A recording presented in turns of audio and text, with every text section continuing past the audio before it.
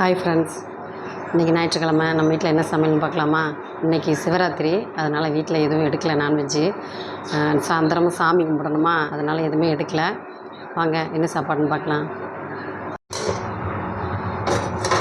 சுட சுட white rice சூடாக இருக்குது, இப்போ தான் இறக்கியிருக்கேன். அடுத்து தக்காளி குழம்பு.